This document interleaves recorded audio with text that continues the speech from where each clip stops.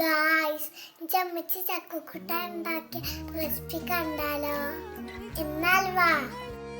Okay, പാത്തു പറഞ്ഞ പോലെ നമുക്കൊരു ചക്കക്കൂട്ട ഉണ്ടാക്കിയാലോ? ഞങ്ങളിവിടെ ചക്കക്കൂട്ട എന്നാട്ടോ പറയാറ്. ചിലയിടങ്ങളിൽ ചക്കപ്പുഴുക്ക് എന്നൊക്കെ പറയുന്നത് കേട്ടിട്ടുണ്ട്.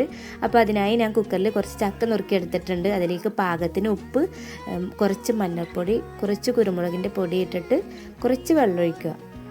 കുറച്ച് വെള്ളം പറഞ്ഞാൽ ഒരു അര ഗ്ലാസ് വെള്ളം മാത്രമേ ഞാൻ ഒഴിച്ചിട്ടുള്ളൂ കേട്ടോ, കൂടുതലൊന്നും ഒഴിക്കണ്ട. എന്നിട്ട് അടച്ച് വെച്ച് 2 വിസിൽ വരെ കാത്തിരിക്കുക. അപ്പോഴേക്കും നമുക്ക് അതിലേക്കുള്ള അരപ്പ് തയ്യാറാക്കാം. ഇനി നമുക്ക് അതിലേക്കുള്ള അരപ്പ് തയ്യാറാക്കാം. അതിനായി കുറച്ച് തേങ്ങ, 2 പച്ചമുളക്, വലിയ ജീരകം, അതുപോലെ ചെറിയുള്ളി, കുറച്ച് കറിവേപ്പില പാടെ എടുത്ത് ഒന്ന് ചതച്ചിട്ട് ഈ വെന്തിട്ടുള്ള ചക്കയിലേക്ക് ഒന്ന് ചേർക്കുക. എന്നിട്ട് നന്നായിട്ടൊന്ന് മിക്സ് ചെയ്യുക. നന്നായിട്ട് പറഞ്ഞാൽ നല്ലോണം ഉടക്കണം കേട്ടോ. നന്നായിട്ട് ഉടച്ചതിന് ശേഷം ഇനി നമുക്കതിനൊന്ന് വറവിടാം. അതിനായി ഞാനൊരു ചട്ടി വെച്ചു. കുറച്ച് വെളിച്ചെണ്ണ, കുറച്ച് കടുക്, അതുപോലെ കുറച്ച് കറിവേപ്പിലും പാടെ ഒന്ന് ആഡ് ചെയ്തിട്ട് ഒന്ന് താളിച്ചൊഴിക്കുക. ഒന്ന് മിക്സ് ചെയ്യാം. അങ്ങനെ നമ്മുടെ ചക്കക്കൂട്ട റെഡി. സിമ്പിളായി ഉണ്ടാക്കാൻ പറ്റുന്നൊരു ചക്കക്കൂട്ട റെസിപ്പിയാണ് കേട്ടോ. എല്ലാവരും ഒന്ന് ട്രൈ ചെയ്ത് നോക്കണേ. നല്ല ടേസ്റ്റ് ഉണ്ടായിരുന്നു.